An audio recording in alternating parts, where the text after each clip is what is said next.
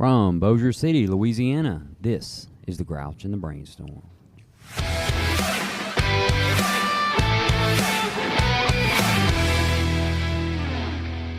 And here we are again. One more episode of the Grouch and the Brainstorm. And this is episode number 9. And we don't title our episodes. We just kind of lead in before to let everyone know what we're going to be talking about. And tonight with me, I got Matt. Say hi, Matt. Hello. I got Jill. Hey. Sitting out again will be Jennifer. She's got the kiddos. We've had a lot of power issues here in Bossier City, Louisiana. So getting us all together was actually probably a miracle. And it probably is a miracle to our guest as well, being able to spend some time other than at home with, just spending time at home because of the power outages in their areas. Pretty rough. So we have Raj. Hello, say hi, Roger. everyone. Hello. And we have Deb. Hello. And Raj and Deb are a couple. So, and they're a unique couple in the program of Alcoholics Anonymous. Actually, they're not. They're Roger is a member, and Deb has been grandfathered in as Roger's wife, and we sure love to see her in meetings every day, and we're glad you're here. So, would that classify as grandmothered in? Oh, well, yeah, I guess so. It'd be grandmothered in. Okay. You know, I guess I got to get more. He said that, Deb. I didn't say that. More contemporary with my terms. She's a grandmother. It's okay. Well, you know, I've been called worse. Right. So today, but what we're gonna do here is we're gonna go ahead and open up. Raj, why don't you tell us a little bit about yourself? Because nobody out there even knows who you are. We don't use last names, just FYI. So. Okay. All right. Well, I'm Roger, and I am an alcoholic. I have a sobriety date of December the 24th of last year. Good old Christmas Eve, and so yeah, that's where I'm at now. Being that it's coming up on the 6th month of sobriety, of continuous sobriety, should I say. It's been a tough road, but I mean, it's getting a little bit better every day, and enjoying life for once. I used to think I was enjoying life, but I think life was enjoying me. Yeah. And boy, was it. Boy, having your way like a prison bitch. Ooh, man, what are you talking about? It was so bad, I think Bubba was my cellmate. Yeah. Yeah, it tends to do that to us. You know, we've all heard Matt's story. He's had this shit. Y'all hadn't heard near enough, actually. But so my first question is sobriety date, Christmas Eve. How's that come about? Oh, well, I guess that's when we had the proverbial head pop out of the ass, finally. I got you. The pop. Yeah. 3 30-day chips, 5 Desire chips later. And Debbie had to explain to me that I wasn't allowed to collect 3 30-day chips and cash them in for a 90-day. Wait, what? No, yeah. It's new to me. Sounds legit. Sounds legit. I mean, come That checks on. out. A for effort, right? Yeah. But no, it was a rough go. It really was. I was in that desperate state, that's for sure, when I stumbled into the doors. And literally, I think I almost stumbled in to the rooms of AA. And, it just seems like every time I got a 30-day chip, I'd celebrate. So that was tough to get over. I mean, it really was. And, I mean, there's no doubt in my mind it was only because when I did give everything to God, and made it God's will, I got complacent, and it didn't take long. And next thing you know, it was my will. And when I removed it from his hands, it always ended with a bottle in my hand. Yeah. So, yeah, and luckily enough, my sponsor said, well, and this is after the 5th Desire chip, he said, there's one thing we haven't tried, so we're going to give it a whirl. And he says, it's going to take some commitment from you, but we're going to have to do this 90 meetings in 90 days consecutively without fail. So I'm like, yeah, I guess think about it. This is the one thing we have not tried. And I was willing, it's not like I would go drink and never come back to the rooms. Hell, I kept coming back. And in the,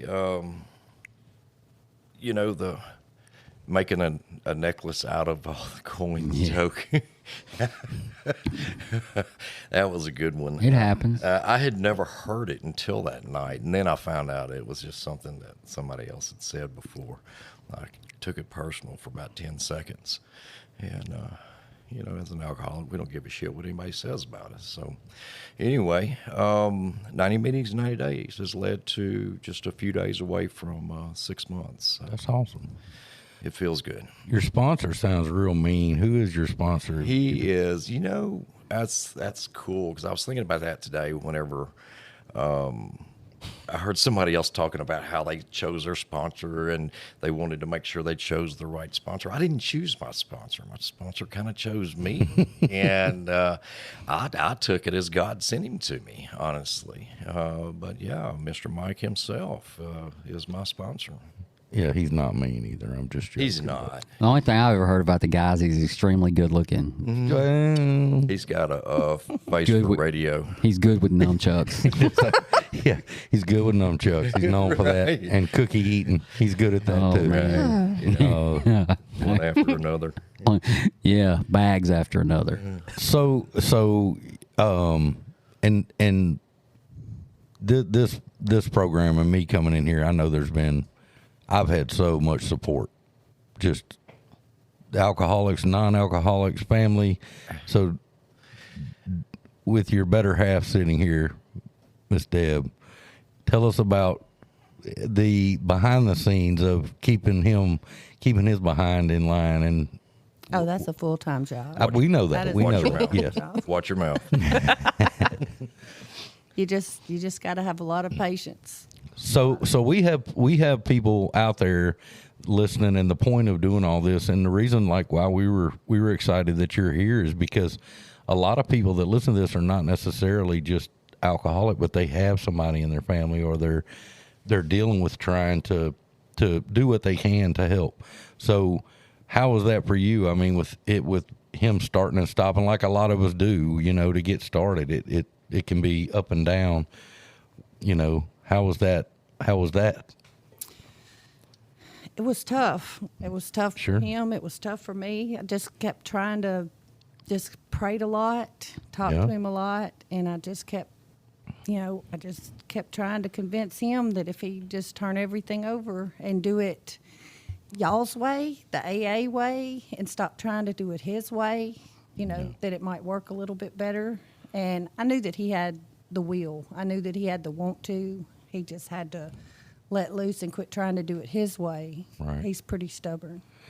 I heard something about you from him early on when he came in, and he said he was doing a bunch of meetings, and this was pretty early on. And he said one night y'all had something and y'all were at home, and he said he had gone to 2 or 3 weeks in a row of meetings every day. And he said he was kind of aggravated, like, I can't make the meeting. And he couldn't. He was trying to make the meeting, but he couldn't. And he told me this, and he said, I was in the kitchen with my wife, and she said, well, then let's just do the meeting right now. Pull the daily reflection up, and y'all did it right there. And I just thought that's why he's going to be all right there. So, but we're glad y'all are here to Roger. So, backtracking a little bit, when you started drinking, the kind of the beginning, how was that? I was a late bloomer when it came to drinking, honestly. 10, 11. Right. And, like 20 years old. And Okay. so I was the guy in high school that would drive everybody else around, and because they were all drinking, and I just couldn't stand the taste of beer. Could not stand it. I couldn't even stand the smell of beer.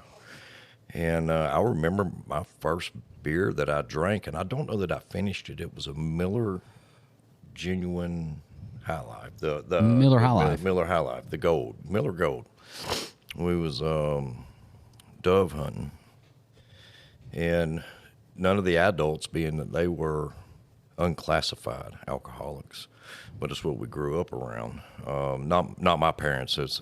My daddy was always too busy working to be able to go do stuff like that. So, but they always had plenty of beer, and we ate a dry sandwich. We had nothing but bologna to put on the sandwich, and we were choking to death. Me and a buddy of mine were, and his grandfather said, "Get you a beer out of that box. Ain't nobody gonna know it but us."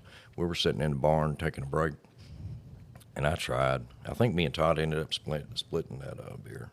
Was it like a pony? No, it was a full on.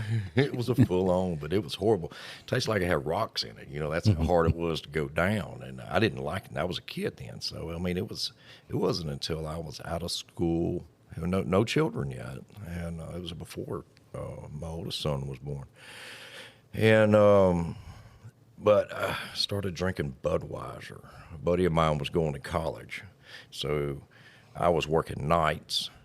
And so when he'd get out of school during the day, he'd come to my house, and we would drink, of course, before I had to go to work. And it was Budweiser, and of course that made my head hurt, and I just thought that's part of drinking. So I just kept trying until I started acquiring a taste for beer, and unfortunately it really set in with me. And but I was a cheap drunk now. I guarantee you, 3 or 4 beers, I was done. Man, I was done. Until that night I hit that Jack Daniels. Yeah. And boy, I'm gonna tell you, I just that was the first time I ever threw up drinking. And but it had me at that point right there. I know what night it was. And I mean, I was hanging on to the cyclone fence, just trying to keep my feet on the ground. I was throwing up so hard my feet were coming off the ground, man. And but it was rough. But Drink it all? Huh? You drink it all? I don't know how much of it I drank, but it was enough to turn me inside out. I promise you that. But that's probably what led to my definite alcoholism. Of course, I didn't know that's what it was for many, many years. And now that I'm in AA program and have stopped drinking, I've talked to some people about it, and they're like, man, I didn't know if you ever knew you was an alcoholic, but I swear to God, I ain't never seen nobody drink beer like you could. Mm-hmm. I could start at 5:30 in the morning, and I could still be going at midnight, and never check up, never take a nap or anything, and just roll. And it's impressive. It was impressive. It was, and so anyway, that's kind of where I got my professional start. So Jill may have an input on this, but my counselor in rehab, when I was there, I was like you. The longer I went, I could just go, And she told me that in the Food and Drug book, alcohol was classified as a depressant. Most people go home, they have a drink, they relax, they unwind. And she said, for guys like you, it's a stimulant. Oh, yeah. And I went, ooh, that makes perfect sense. Absolutely. And I was the same way, man. I could roll. So till it was all gone, and then Katie barred the door after that. So, but I don't know, Jill may. It's most definitely a depressant. Yeah, well, I know that. But there are a lot of it, drugs. People have different reactions to. Like I was the same way with opioids. Mm-hmm. Most people it would like lay them out. But me, I was like, Superwoman, can I please clean your house for free? I've heard that. I've heard, and please don't take this the wrong way, but I've been in several facilities, and I've heard people like take a whole bunch of those things and then want a clean house. Yeah. Like there's something about opioids that make you want to clean. Yes, it highly motivating. Is it? Oh yeah. Absolutely. They put me out, man. Put me and to by sleep. the way, Roger said that that he didn't like the way the beer smelled, and I always, I never liked cocaine. I was never addicted to that, but I did like the way it smelled. Yeah, you know what I'm saying? I always liked the way it smelled. Yeah, there's that. But well, I guess if you smell it before you taste it, you'll like the way it tastes too. Yeah. So that doesn't sound good. Isn't that crazy though that you're throwing up on a fence, losing everything, losing your mind basically, and you go, I got to do that again. Got to do that again. Giddy up, huh? Where is that with us? That's like, yeah. As soon as I get through doing this and recover, I'm right back at it. I drank again that night. Yeah, there you go. once I got that all out of my system, I said, well, You hit it okay, again. I'm Yeah. empty now. Good to Might as go. well go for it again. And just took off and did it again. That's when normal people go, hey, man, that was a bad experience. I'm not going to do that. It's like if we went to a gas station and ate sushi out of the gas station. You're only going to do that once in your Get away life, with and it. you're going Sounds to like you've regret done that it decision. before. But he was trying to become a professional. I'm an alcoholic. I've done it more than once, and I regretted it more than once. But you know, It's not enough to keep you away. not enough to keep me away. But I was listening to this podcast today, and I heard the definition of insanity is doing the same thing over and over again. I've always said that was a definition of stupidity. Yeah. You know, it's just to do it over and over, and you know, just anticipating something else is going to happen. Well, largely, and if you Google this will come up. So this isn't just me coming up with stuff off the top of my head. But if you Google definition of insanity, AA, it'll come up with something different. And the definition, and I don't speak for AA, I'm just going by some stuff I've read and heard and all this other stuff. But insanity being that you be physically completely sober and still choose to pick up that drink not knowing what's going to happen once you do, or knowing what's going to happen, which is usually leads to, you know, bad behavior or more beverages, you know. And I heard a speaker, me and Matt heard the speaker, I don't think Matt had made it yet down in Covington, but he is talking about, you know, the guy that sits down and he hadn't drank in a while and he knows he has a drinking problem and he picks up a drink and says, I'm only going to drink one, but then after that one, he changes his mind.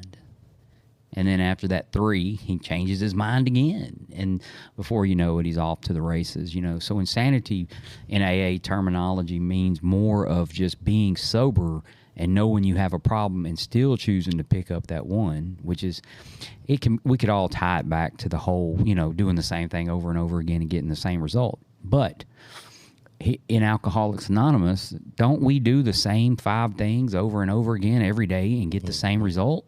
true, Which takes us back to sanity, sure. Yes, right? absolutely. So, you know, It's good. not trying to be a philosopher over here or anything. It's- I want to almost- enroll in your school. Man. Yeah. well, it's you know, almost there's only a restored couple things sanity. I've studied, and, you know, the art of nunchuck is one. And, The master. I can't wait to see your videos on that. well, you know, There's videos? It's a podcast. You just hear it. You just hear it. It's all anonymous. Anonymous nunchuck. They lock me in a vat full of flies with a nunchuck and see how many I can get in 35 seconds.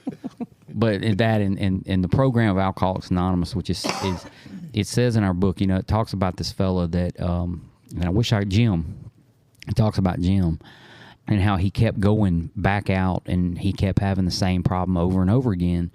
And it says in the book, you know, that Jim had failed to enlarge his spiritual life, right? So realistically, as long as we continue, I can't speak for everybody else, but as long as I continue to practice step 11 and, well, all the steps, but mainly step 11, talking to that higher power and improving my conscious contact with God, you know, my spiritual life continues to grow and to grow and to grow. And so that keeps me sober, you know. So, you know, one of the things I wanted to talk about tonight, and Deb, feel free to chime in anytime. This isn't a closed meeting by She's no on a means. roll. Yeah. No, I'm glad you came. I really am. Is the will and the life. And it talks about in our step 3 in the 12 steps of Alcoholics Anonymous that we made a decision, and we're not talking about the decision here. We're not even talking about really step 3. But it talks about in step 3, made a decision to turn our will and our life over to the care of God as we understand Him. And the will and the life part, you know, I never could quite grasp what is will and life. Am I supposed to get up every day and say the same prayer? What exactly is will and life to you? And that's something that as a newcomer, you know, if somebody's sitting out there and they're debating on whether to do the steps, you know, this would probably be more appealing to someone who's like, you know what, I really would like to hear somebody's input on what in the hell is this will and life thing, you know. So Matt, what is the will and the life to you? Well, to me, I spent so much time doing what I wanted to do, the consequences be damned. And, marriage, kids, job, none of the other stuff mattered. And I could dump that. I could always justify, well, they're upset because they don't understand this, or, and all it was my selfishness. And then the addiction progressed so far that it was just an unstoppable monster. After a while, it was just no stopping. But I didn't have any control over. Then I didn't have it. It wasn't even my will anymore. It was that running wild. And today, as I've gone through, turning my will and my life over means that my prayers today are, when I get up in the morning, I pray, and this has evolved over time, but I pray that, hey, don't let me pass an opportunity. If I'm able to help somebody, don't let me be in such a rush or such stuff going on that I pass that little moment where I could help somebody out, that it's something I could do that could help them. And I can promise you, the Matthew of 5 years ago, that was never a prayer, okay, for any reason or a thought, unless I was going to get something out of that. Turning things over is why I'm sitting at a podcast talking about sobriety 5 years after, because you can call the state of Mississippi and check in on some of my past shenanigans, and it was not God's will going on there. And so I just try to be involved in things today that I feel like, I do pray about things, and I do ask my sponsor a lot of things. Is this the right way to go? Mike asked me about something the other day. The first thing I did pray about it, and I also called my sponsor and said, is this something that I need to be involved in? And what's the benefit of it? And it's not the benefit for me. Like, what is this going to, and we talked about it. And so for me to be in that mindset, and not that I'm perfectly in that mindset all the time, but I really try to be, and I'm at the point now where when my thinking gets a little selfish, I realize it pretty quickly most of the time. And that's good. That's a good thing. I like those warnings in my head to go off and go, hey, dude, you're an asshole, and I go, that old guy can show up real fast.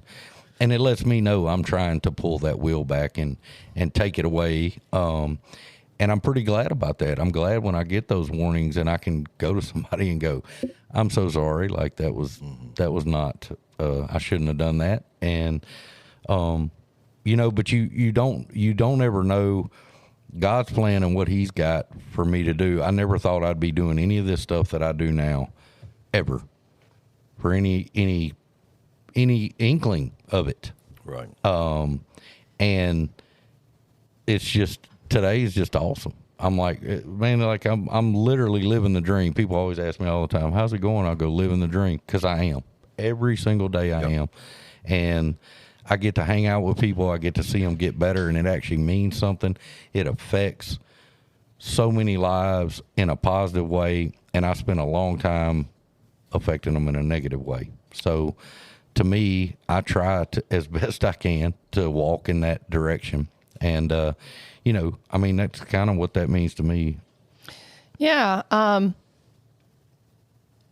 I think about when I first heard that, it literally made absolutely no sense. 0 sense. I didn't know there was a thing as God's will. I just wasn't taught that. And as far as anybody's will, it just wasn't something that was literally never brought up in my house. So when my counselor was like, you've been living in Jill's will, and I was like, what the hell? I don't know what that means. She goes, you need to start living in God's will. And I just sat there, and it was so confusing.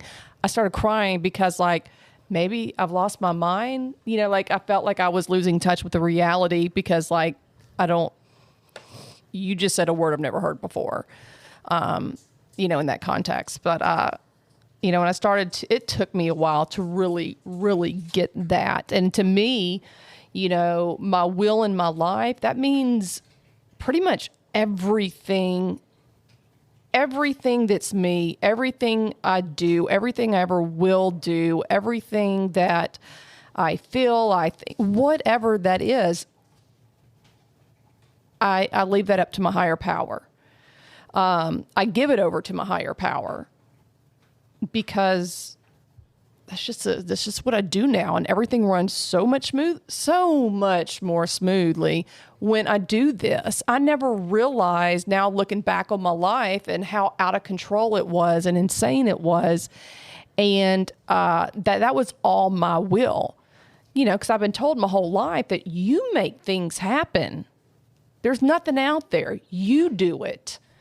And I just pretty much, I think, spent my whole life just constantly bashing my head up against the wall. Nothing was ever working. Nothing was ever going my way. And I can see why now, because I was trying to force it. I was trying to make it happen. And I just got the same shitty results every time. And I just thought, well, that's just the way things are. My life's complete shit. And that's just the way it is. And I'm grateful I got to learn this about, God's will and all, because I just can't even imagine where I'd be right now if I even was would be alive. But every morning I do pray for God's will in my life. And I'm just like, your will, not mine. Your will, not mine, please. Yeah. Yeah, absolutely. You've both said a mouthful, that's for sure. I had a hard time as well with understanding what was God's will. Little did I know it was completely opposite of my will. Yeah, And exactly. I had a hard time understanding that, because I was just like, but I prayed about it. So I couldn't wait on God anymore, so I went on about my being. And, of course, and then everything goes south, and you have a real crappy day.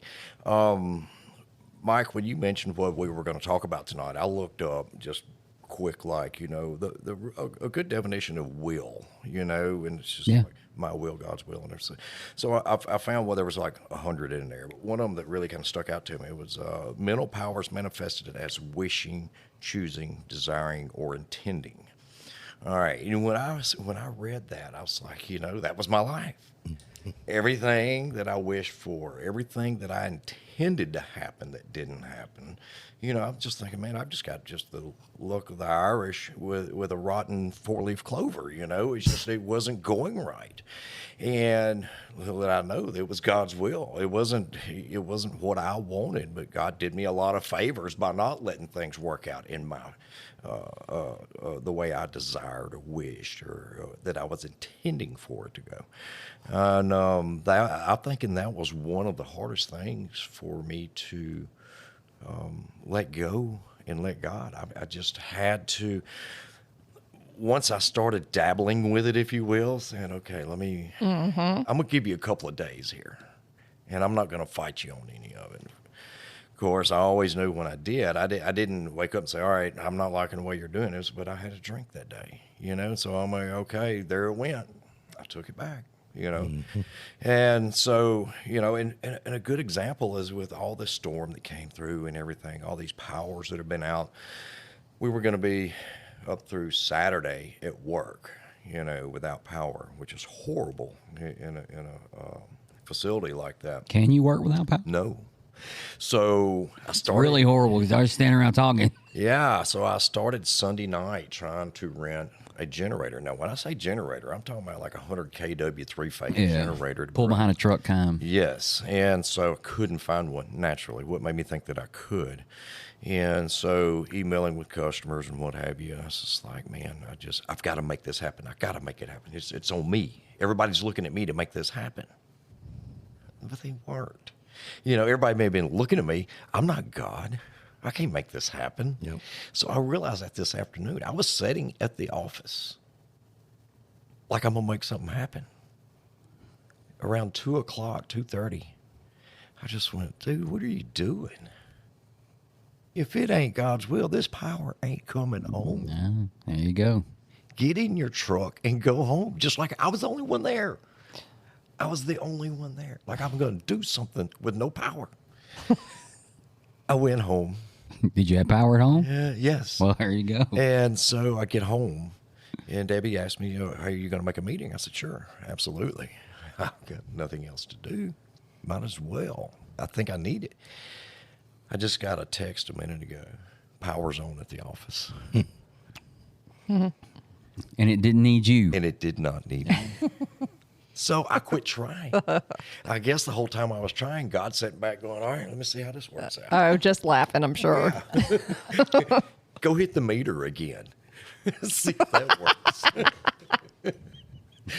I should have a bruised hand from hitting, because we got like 5 meters there. I'm hitting all of them. Come on, you know how your headlight goes out and you go over and bump it and it comes on. Yeah.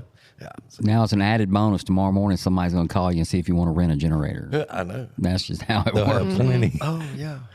One of the rental companies has all my information, credit card information, everything, but a reserved one, So, but it doesn't take effect until we take possession. So I'm no ties there. But I mean, that's just a really, really good prime example of will. And it goes down, it's multiple times during the week, and it happens every day. I have to catch myself. And it's so easy to get caught up in yourself. And I mean, be halfway across the floor, angry about something, and just stop. Let's go back to your office, dude. You're like, there I go again. Yeah, there I go again. Why? Just leave it alone, And so it's, I tell you, from a year ago to today, the person I am is nowhere near what y'all are seeing it in front of right now, I promise you. I would be the loudest, most obnoxious person in the room. Deb confirms that. She's nodding over there. And if you got louder than me, I made sure to get close to you and get even louder to let you know I am the most obnoxious and loudest person in this room. And I demanded the attention because of that. Matt, you have competition. Hey, No, you can have it now. yeah. You can have it now. I'm obnoxious now, so I don't know. Yeah.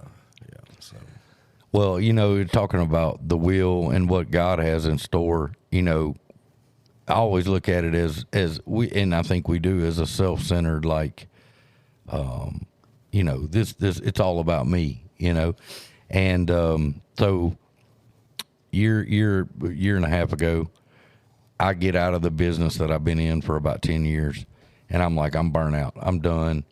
I'm gonna do something new. I'm tired of this. I'm just grouchy about it. I'm fed up. So I take a job in a different business. Hate it with a passion. It is not for me. I'm fussing the whole time. I gave this guy my word, talking to him, that we would try it for a year. He knew I was in a different business. And I think I was there about 7 months, came into the fall, slow down time, and he let me go. Okay. So I'm fussing the whole time there. I'm like, I knew this was, I'm fussing. Here's what came out of that. So I've got the best job I've ever had I went back in the business I'm in. I wouldn't have met the guy who owns the company if I hadn't been working at the place that I hated working at. Here's the other part of that.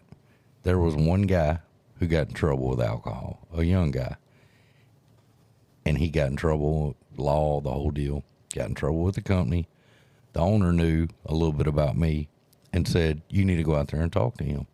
Go out there and talk to Matt. You got a problem. So the guy did. And he's a year sober now. And that's all I got out of working at that place. And I say that's all I got in quotations. So I got a really good friend now who's really strong in this program, and now he's sponsoring people. and I got the best job I've ever had in this business over something, because it was, God used me just to be in that place at that time, and that's where he needed me to be. And I really had to work on some attitude and some ego and all that good stuff. And I don't think I did a real good job of it, to be honest. But at the end of the day, I just talked to my sponsor about this the other day, and he said all that stuff needed to happen. And I was like, yeah, it did. And it wasn't about me. And, when you realize God may put you in a crappy job just to help one dude, give him, hey, let's go over here and go to a meeting, and that was all it was, but you go through all that stuff and you look back and go, well, that was God doing what he needed to do, not what Matt needed to do. So, Absolutely. And when you realize it, yeah. it makes it kind of worth what you had to Oh, go yeah. through. Because at the time, it sucks.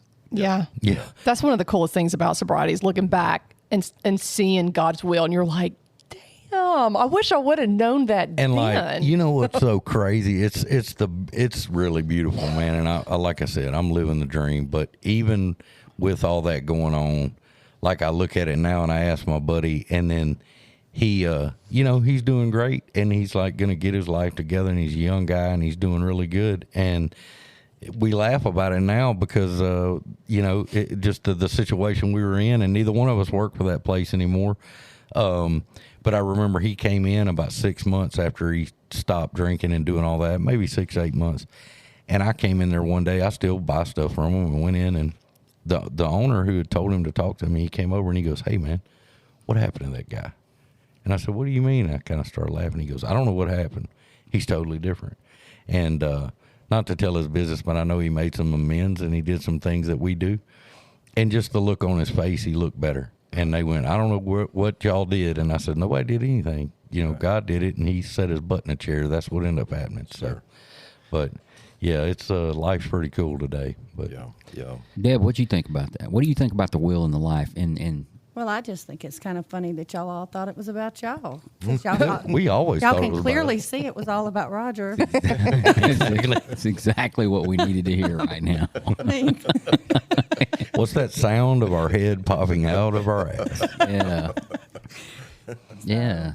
well, I feel like, whether you are allowing the will of God to lead your way, that he's going to lead you where he wants you, whether you want him to or not. Every situation that you find yourself in, he put you there, and against your will. Yeah, He sometimes. put you there, and he's going to leave you there until you have that pop Yeah. and you figure it out. And then when you start feeling, we were all put on this earth. None of us were put on this earth to do our will. We were put on this earth to do his will. Yep. And until you figure that out, he's going to let you sit there and Kick figure and it out. scream. Yeah, he's going to put you through it and test you and show you that, you can pretend like it's all about you, and and until you finally give in and accept it and start listening to, I should have been an actor because I had everybody convinced it was about me. I really Yeah. thought it was for a while. Well, Yeah. and there you go. How it is a family disease. Yeah. Mm-hmm. Yeah. Absolutely. Well, I think what's so cool about, God's will is that I have lost a tremendous amount of anger, frustration, just general discontentment, all of it, because it is what it is, and it's going to happen just the way it's supposed to. And I don't try to force anything to happen or make anything happen. It all just happens, and I'm okay with it. Yeah.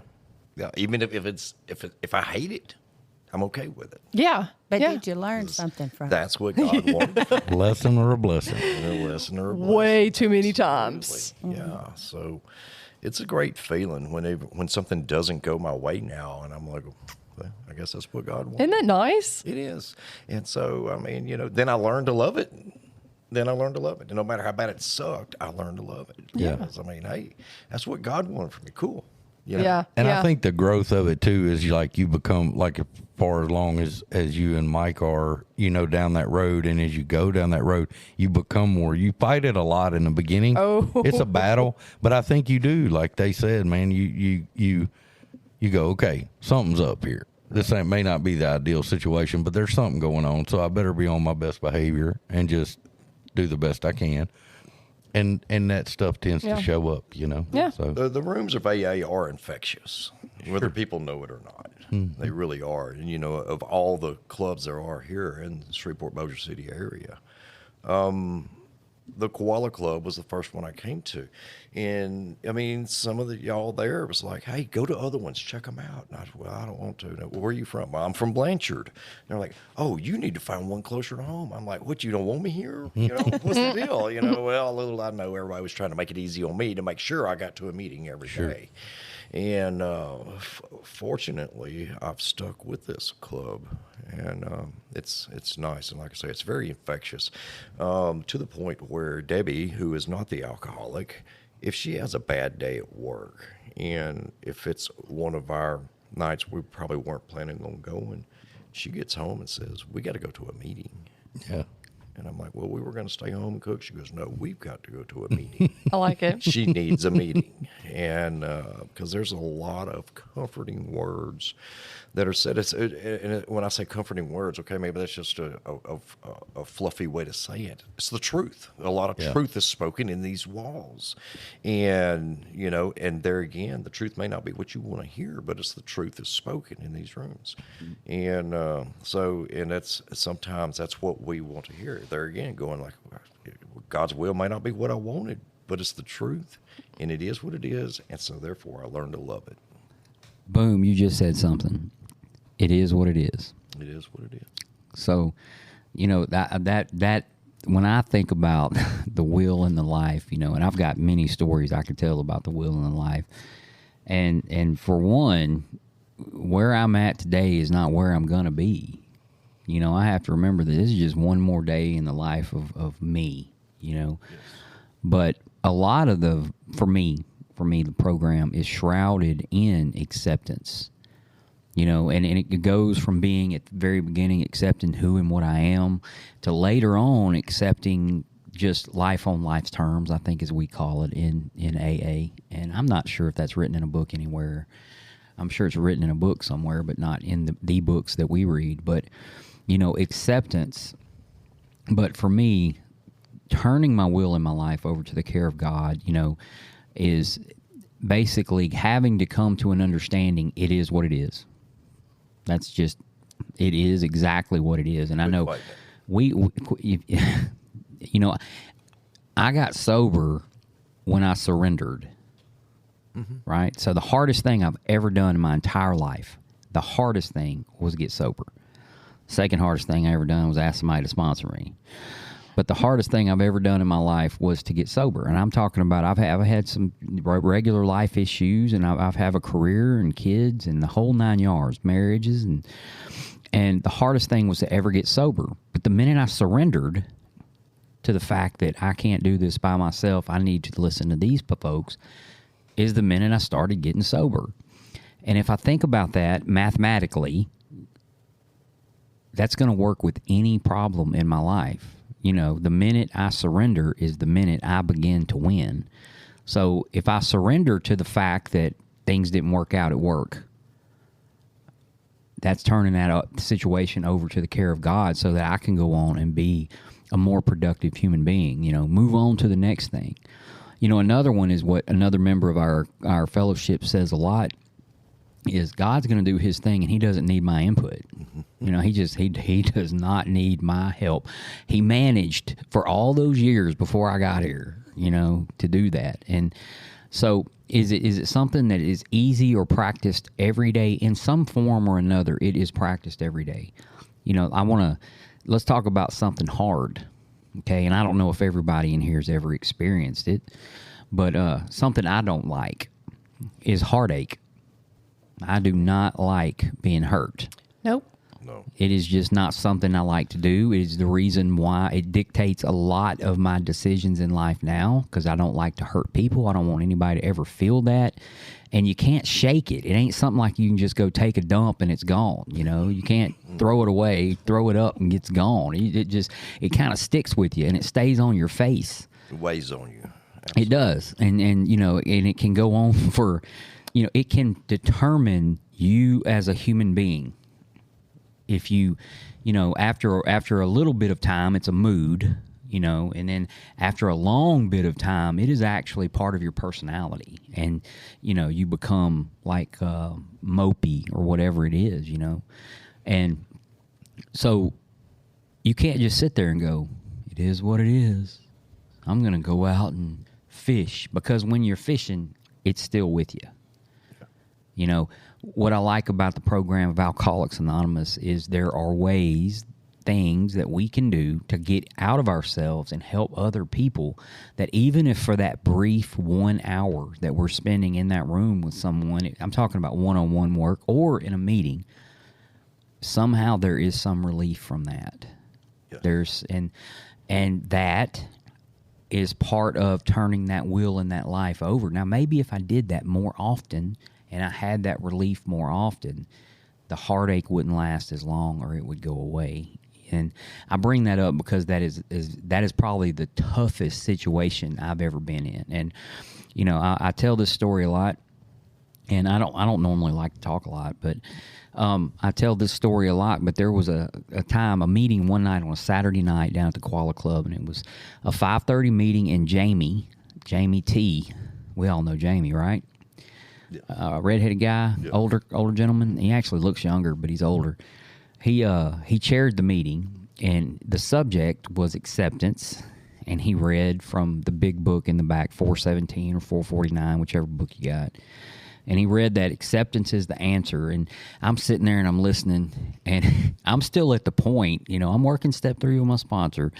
I'm still at the point where if it didn't pertain to me, you know, like a meeting on anger, I just really didn't have anger issues. So I just kind of tuned out, you know, anger, you know.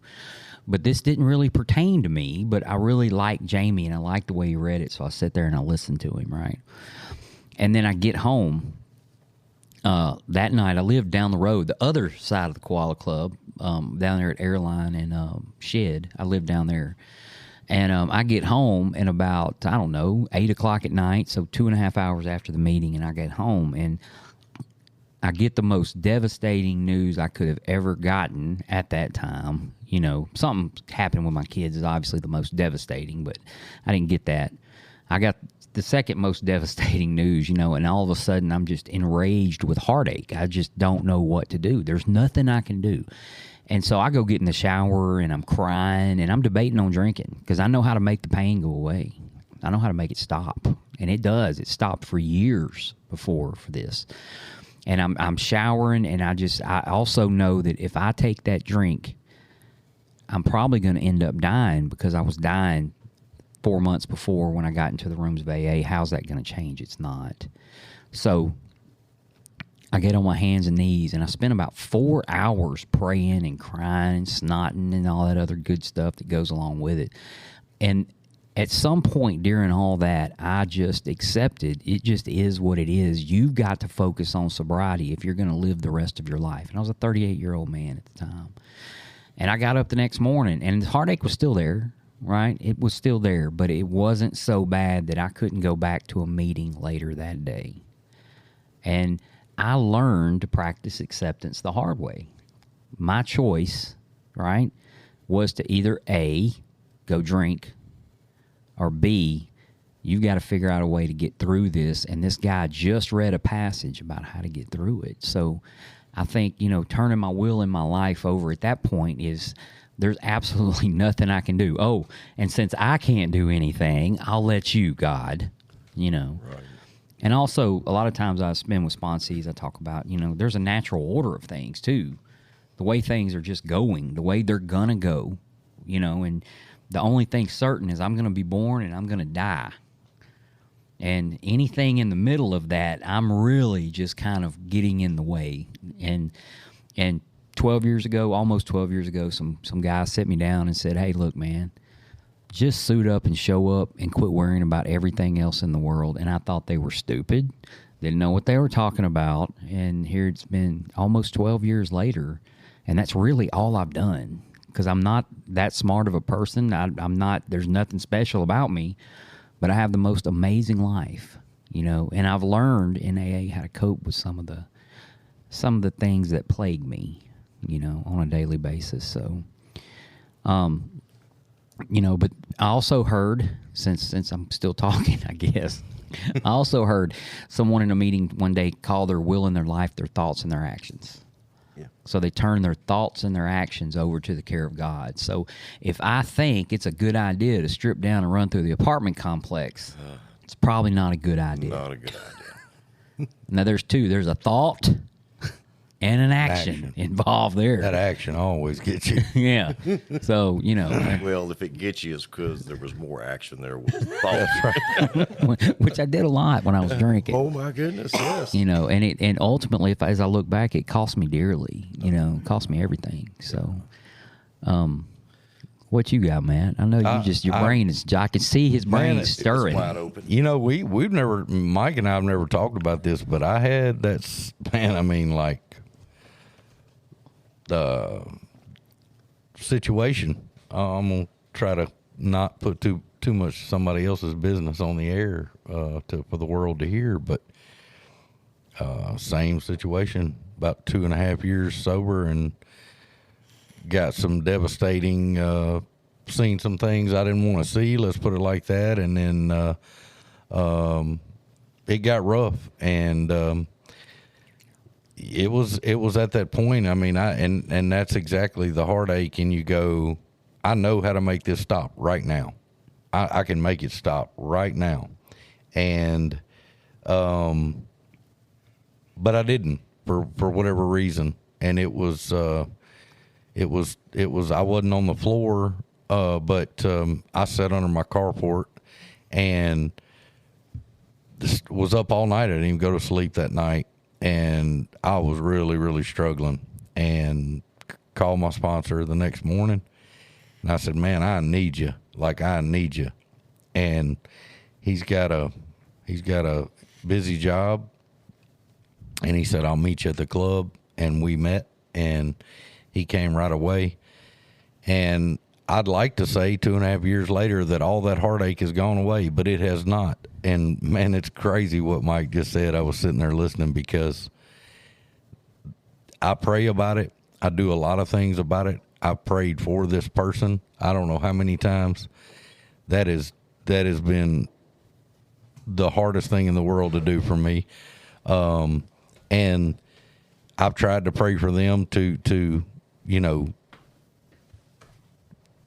find their way, and that things work out for them.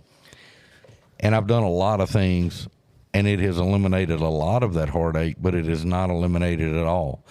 And today, that is, when I can go in, and Mike and I are kind of different on a lot of things, but we're wired the same way on a lot of stuff too. And I stay real busy. And one reason I stay busy and I stay doing a lot of things is because it occupies those thoughts. And I'm able to focus on something that I feel like is productive, or it's helping somebody else. And I think Mike and I both are workaholics. I know he'll admit it. I know I will. I like to work. One reason I like to work is because my brain is busy with something. I don't have a lot of brain left, but what I do have, I like to keep occupied. And, praying about it, I saw I was at that point for a while of, a bottle would take care of this problem. I will not feel like this. And I mean, it was brutal. It was really bad for a while. And, but I kept coming in the club, and I kept going to meetings, and I really got with my sponsor, and we're on the other side of that now. And, I love that guy to death, by the way. I mean, I'm going to tell you what, it just, yeah, man, but today, there's still some of that there. I don't know that there always won't be a little bit of that there, but in that time after that, I spent a lot of time praying. I sat at home just with nothing else to do, and there was a lot of praying and going, okay, what just happened here? Like, where do I go from here? And I knew the drinking would alleviate it short term. But I said, I can't go back to that on top of this happening to go back to the way I was. So, I'm a lot better for it today. I watched a movie one time, Facing the Giants, and this football team, and he gets this guy to crawl across a field like bear crawl with this dude on his back, and he blindfolds him so he can't see how far he's going. And he tells the guy, go just keep going till you can't go anymore. And the kid's halfway across the field and he's screaming, it hurts. And the coach says, well, let it hurt. And sometimes that's what you have to do in sobriety. Just let it hurt. You can't, swallowing a frog. You just got to swallow a frog. And you grow from that, and I've grown from it. And I've learned some mistakes that I've made. There's probably a lot more that I'm going to learn about in the future that I made in that situation. And I've learned some things that I'm not going to put up with anymore either, and it's helped me grow as far as where I want to go the rest of my life. And 5 years later, it's been a pretty good deal, actually, even though with the heartache, I'm getting a fresh start on some stuff and getting to do some things that I didn't even know I enjoyed doing, and now I get to do them. So, and wouldn't have been able to do that in that situation. So that's funny. Me and Mike had never talked about that, but it's very, very similar situation. So Soul brothers. soul brothers. That's right. Me and him are nothing but soul. I mean, when you see us, you think soul. And the only difference is the nunchuck ability. He's way better at nunchucks. Yeah. You do the butterfly knife though, right? No, I just shoot people. That's all I do. It's a lot easier. I don't have to have the skills. He's openly just admitted a it prop. on air. Well, it just makes a lot of noise. Yeah, Cut that out before court. Yeah. I'm not in Mississippi anymore. It's a new state. I don't have anything hanging out there, but Oh, Lord. Jill. You talk about lessons learned, Yeah. how we really pay attention to that now, by not battling, so much. And that's something I was taught early on in coming to the rooms of AA is quit freaking fighting it. yeah. Yeah. Quit fighting it. If you're standing there looking at this beer, say this bottle of water was a beer, going, I'm not going to drink this. I'm not going to drink that beer. I'm not going to drink it. You're going to drink that dang beer. Yeah. You're going to drink it because you're just fighting it so hard, and you're sitting there staring at it, and you're trying to convince yourself, which yourself is not believing a word you're saying the whole time you're doing this. So you've got that's that person, places, things. You got to change those things. Turn your back on that beer. Walk away from it, and then tell yourself, when you're a block down the road or a mile down the road, I'm not going to drink that beer. Yeah. But if you're facing it, you're probably going to lose. I had this is so funny, and I tell this story on it, but my friend that just got a year of sobriety, he called me, his family, he's trying to make amends with his family and rekindle a relationship with all his people. And he calls me recently before he had a year of sobriety, maybe 10 or 11 months. And he says, hey, my family's having a crawfish boil. I want you to come down and just hang out with me because everybody's drinking, and I want to hang around my family because I didn't do that, but I don't want to drink. And I said, sure, man. So I go down there and we're chilling, man. They're nice people and they're having a good time and we're having a good time. We're eating crawfish, and a lady kind of comes by and she's got a couple of bottles of something. I don't know. And she's like, hey, we're making drinks over here in the back on the back porch or whatever. And he goes, no, ma'am, I don't drink. And she goes, well, the party's back. She just she's having a good time, Right. And my man just goes, ma'am, and he just gets real loud like Chris Farley in the whole party. And he goes, ma'am, I don't think you understand. I'm a raging alcoholic, and I can't. And I mean, you could hear a pin drop. It's like the record, And I'm like, the lady was look on her eyes was like the deer in the headlight. And I'm like, Ben, it's all right, Ben, just calm down, So he put the stops to that right quick. But anyway, I don't think we're going to get invited back to that crawfish bowl. It's okay. It is. Yeah, It is. but my son told me the other night we were out there in the shop working on a Bronco, and he says, you realize we've only cooked crawfish one time this year, and it was a every weekend event. I mean, sometimes twice a weekend. And I'm like, yeah, I have noticed that, but I'm also okay with that. Yeah. I'm okay with it. And he goes, yeah, maybe we just needed some time off. You may actually finish that Bronco now that, We're you're making headway. There you go. Less crawfish, less beer, more Bronco. And we've entered crawfish and cooking contest, and the crawfish cooking contest we never won. We've placed in like the top 5 one time. And so I was telling you about the chili cook-off, how I made mine with the brisket and everything else. He goes, well, how'd you place? I'm like, I didn't. He goes, well, that just proves right there that we suck at competitions. But let somebody need to feed the masses, and who's the first people they're going to call? Yeah, yeah, exactly. But you know what you didn't suck at? So you may, and my friend was in that competition as well, but here's what you didn't suck at.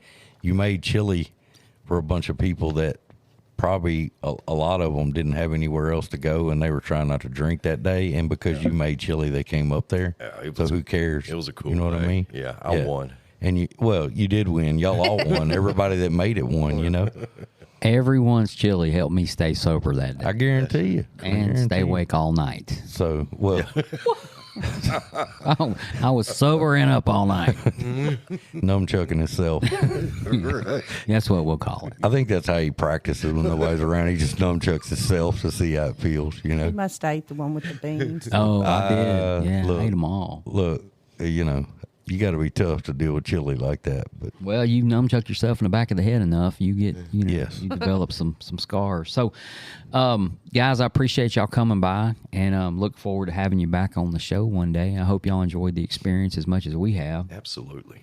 and hopefully someone out there in wherever it is going to hear this, and something will relate to them. So, we're going to sign out for the night, but I think on our next episode, we're going to go ahead and break down and talk about step 3. So, for the Grouch and the Brainstorm from Bossier City, Louisiana, have a good night. Good night.